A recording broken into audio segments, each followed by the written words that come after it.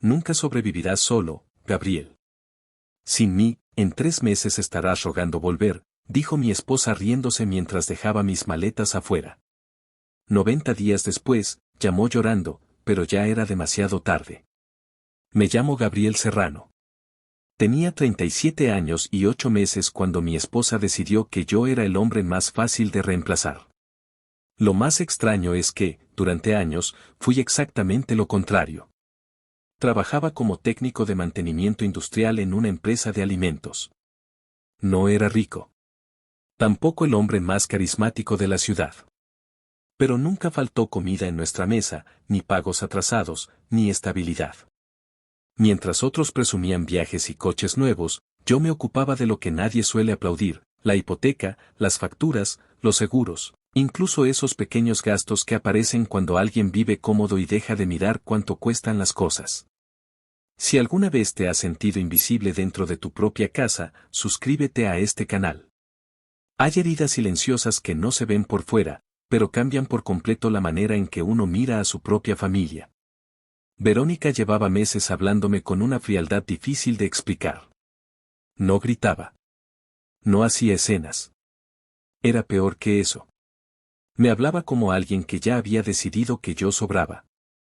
Al principio fueron comentarios pequeños. Deberías aspirar a algo más. Mira al esposo de Clara, él sí sabe disfrutar la vida. Contigo todo parece trabajo y rutina. Yo intentaba no reaccionar. Pensaba que todos los matrimonios atravesaban etapas complicadas. Que el cansancio podía volver dura a una persona. Y ahí fue cuando decidí observar en silencio, porque algo dentro de mí empezó a sentirse extraño. Cada conversación parecía una evaluación.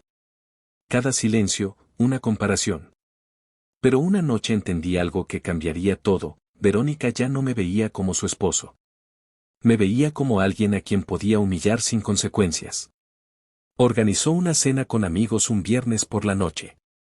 Yo llegué directo del trabajo, todavía con olor a metal, grasa industrial y 12 horas encima. Apenas crucé la puerta, noté algo raro. Ella estaba demasiado alegre. Demasiado pendiente de quien escuchaba cada palabra. Me senté intentando mantener la calma. Entonces levantó su copa y sonrió. Gabriel cree que trabajar horas extras lo convierte en un hombre exitoso. Algunos rieron por compromiso. Otros bajaron la mirada. Esa clase de silencio incómodo que aparece cuando alguien cruza una línea frente a todos. Yo seguí quieto. Pero lo que vino después fue aún más incómodo. Verónica tomó un sorbo de vino y añadió: la verdad, no sé cómo sobreviviría solo. Ni siquiera sabe manejar bien sus propias cuentas. Esta vez nadie respondió. Ni siquiera yo. Porque en ese momento comprendí algo peor que la humillación. Ella realmente estaba convencida de que yo dependía de ella. Como si todos esos años trabajando, pagando y resolviendo problemas no hubieran significado nada. Recuerdo mirar la mesa unos segundos. Escuchar cubiertos moviéndose lentamente. Sentir esa presión silenciosa en el pecho que aparece cuando uno entiende que dejó de ser respetado hace mucho tiempo. No discutí. No levanté la voz. Pero esa noche tomé una decisión que ella todavía no imaginaba. 2 semanas después encontré mis maletas afuera de casa. Ni lágrimas. Ni explicación. Ni siquiera una pelea previa. Solo Verónica de brazos cruzados junto a la puerta, como alguien que finalmente terminaba una tarea pendiente. Necesito espacio, dijo con tranquilidad. Y tú necesitas entender cómo funciona la vida real. La miré unos segundos. Recuerdo que asentí despacio. Eso la desconcertó. Porque esperaba resistencia. O enojo. Tal vez súplicas. Pero yo ya estaba cansado de intentar convencer a alguien que había decidido no valorar nada de lo que hacía. Y ahí entendí otra cosa importante: cuando una persona cree que te tiene completamente controlado, jamás espera verte marcharte en silencio. Esa misma noche me fui a un pequeño apartamento que me consiguió Iván, un viejo amigo que nunca hizo preguntas innecesarias. Uno de los pocos hombres que todavía me hablaban sin lástima. Mientras acomodaba ropa y documentos en una mesa pequeña, Él se quedó observándome unos segundos. Luego preguntó en voz baja, ¿vas a decirme la verdad ahora? Lo miré sin responder. ¿Sobre qué? Iván apoyó los brazos sobre la mesa. Sobre por qué llevas años guardando cada factura, cada transferencia, cada papel. No contesté enseguida. Solo abrí una carpeta gris que había llevado conmigo incluso antes de sacar el resto de mis cosas de la casa. Lo que descubrió esa noche cambió por completo la manera en que me veía. Iván dejó de sonreír apenas observó los documentos. Y por primera vez en muchos meses, alguien entendió que mi silencio nunca había sido debilidad. Si alguna vez alguien te hizo sentir pequeño mientras tú sostenías todo en silencio, cuéntamelo en los comentarios. A veces las personas más tranquilas son las que llevan más tiempo preparándose sin que nadie lo note. Los días después de salir de mi casa fueron extrañamente silenciosos. No había discusiones. No había llamadas llenas de culpa. Solo mensajes ocasionales de Verónica preguntando si ya había entendido la lección. Nunca respondí con enojo. Y eso empezó a incomodarla más de lo que yo imaginaba. Porque algunas personas necesitan ver tu dolor para sentirse poderosas. Necesitan confirmar que todavía controlan algo dentro de ti. Y cuando no lo consiguen, comienzan a desesperarse. Mientras ella subía fotos en restaurantes, reuniones y fines de semana con amigos, yo seguía levantándome a las 5 de la mañana para ir a la planta. Entraba, hacía mi trabajo y regresaba al apartamento de Iván sin llamar la atención. Por fuera, parecía el mismo hombre de siempre. Pero por las noches hacía algo que Verónica jamás imaginó. Durante casi 6 años desarrollé sistemas de automatización industrial para pequeñas empresas. Programas simples. Procesos técnicos. Soluciones que ayudaban a reducir errores y ahorrar dinero. Lo hacía después del trabajo. En silencio. Discreto. Legal. Rentable. No por ambición. Por miedo. Y ahí fue cuando entendí cuánto había influido mi infancia en todo aquello. Mi padre perdió prácticamente todo durante un divorcio complicado. La casa, los ahorros, incluso parte de su negocio. Crecí viendo cómo un hombre podía quedarse vacío en cuestión de meses simplemente por confiar ciegamente en la persona equivocada. Por eso aprendí algo muy joven, protegerse no siempre significa desconfiar. A veces significa prepararse en silencio. Las cuentas importantes jamás estuvieron a nombre de Verónica. Tampoco las inversiones. Ni la pequeña empresa digital que manejaba con 2 socios desde hacía 3 años. Ella nunca preguntó demasiado. Simplemente asumió que yo era menos inteligente de lo que parecía. Y durante mucho tiempo la dejé creerlo. Pero lo que vino después cambió el tono de todo. Una tarde recibí una notificación legal. Verónica había iniciado formalmente el divorcio. Recuerdo sentarme despacio en la cocina del apartamento mientras leía cada página. Según el documento, ella aseguraba que durante años sostuvo emocional y financieramente el hogar mientras yo apenas aportaba estabilidad mínima. Leí esa frase varias veces. Después solté una pequeña risa. La primera en meses. Porque acababa de mentir oficialmente. Y eso lo cambiaba todo. No dije nada, pero ya había tomado una decisión. Iván insistió en que buscara un abogado especializado. Lo escuché en silencio unos segundos antes de responderle algo que no esperaba. Ya tengo uno.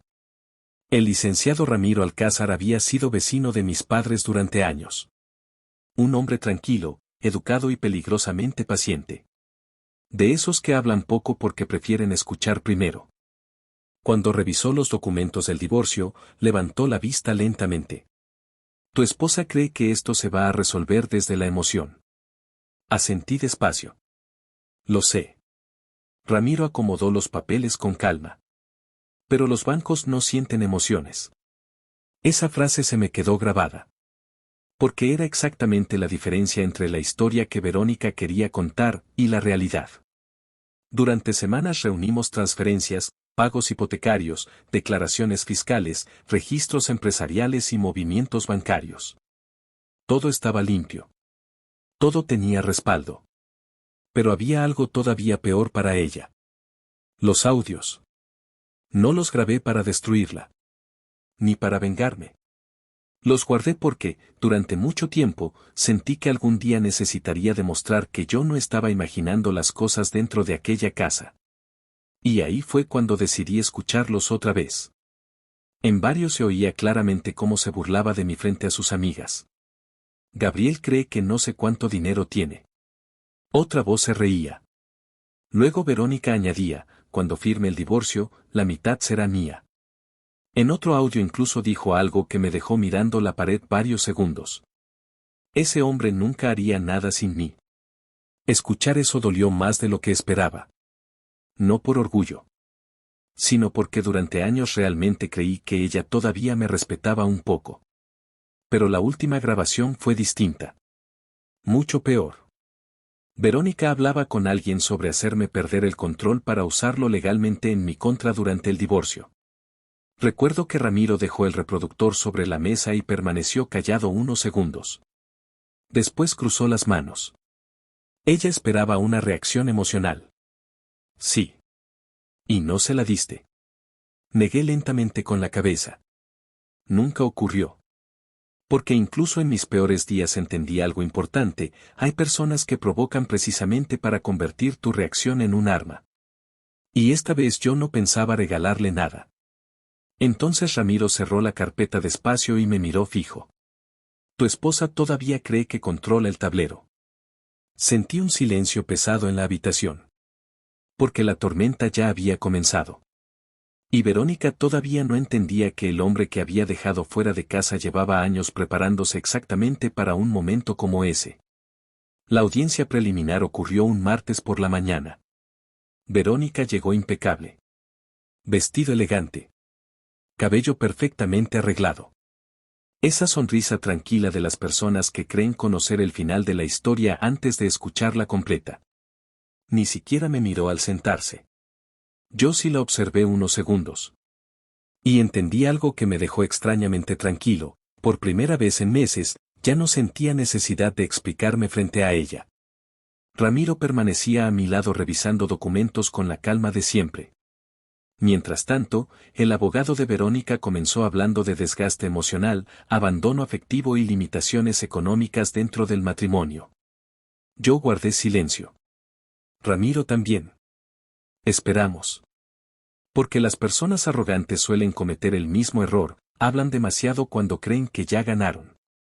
Verónica empezó a construir una versión de nuestra vida donde ella aparecía como la mujer que sostuvo todo mientras yo apenas sobrevivía. Incluso insinuó que probablemente ocultaba deudas y problemas financieros. Escucharla fue extraño. No por enojo, sino porque hablaba de mí como si nunca hubiera conocido realmente al hombre con quien pasó tantos años.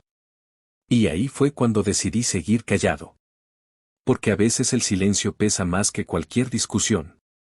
Entonces el juez pidió pruebas financieras. Y el ambiente cambió de inmediato. Ramiro colocó documento tras documento sobre la mesa con una tranquilidad casi incómoda. Pagos hipotecarios. Transferencias bancarias. Impuestos.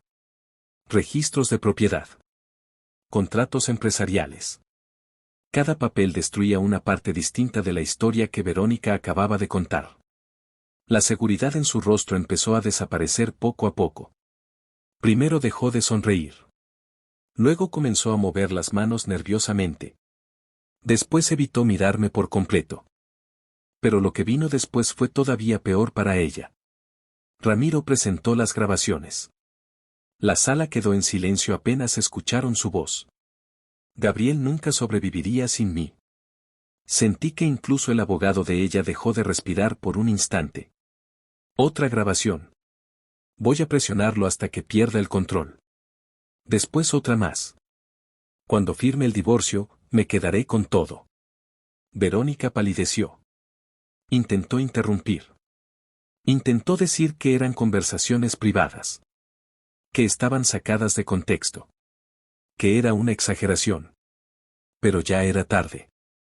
Porque las palabras dichas con arrogancia tienen algo peligroso, tarde o temprano terminan regresando contra quien las pronunció. Recuerdo verla por primera vez realmente nerviosa. No era la mujer segura que dejó mis maletas en la puerta.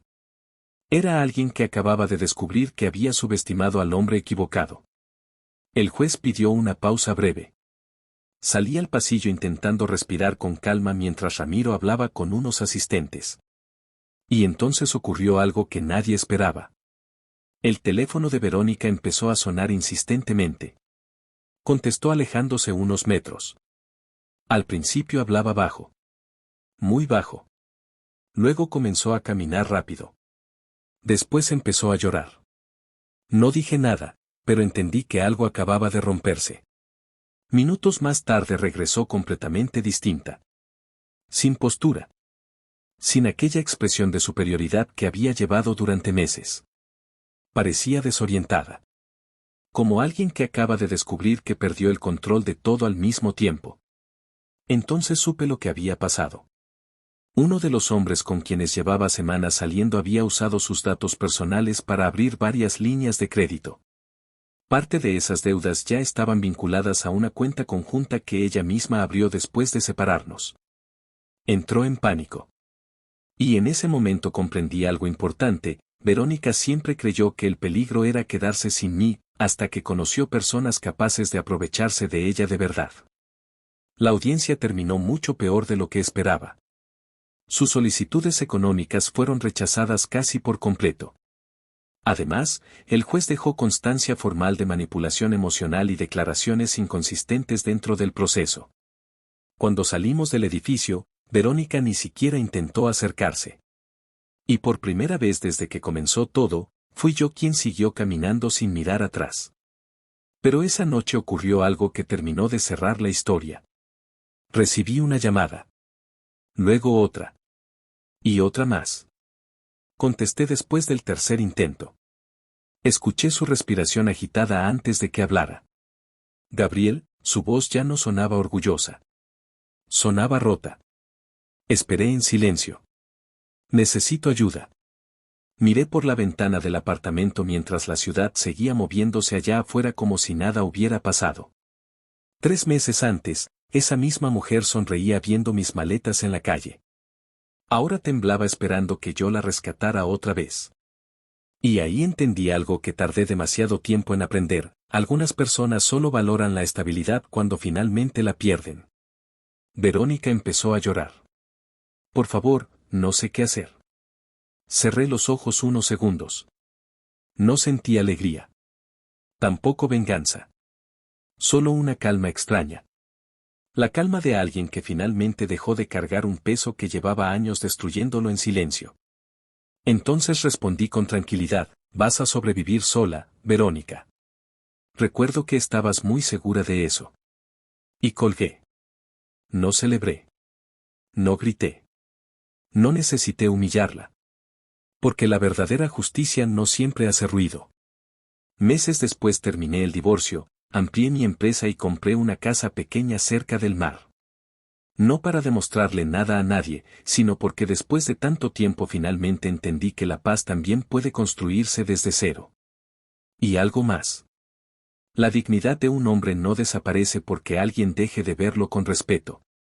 Solo espera el momento correcto para levantarse otra vez.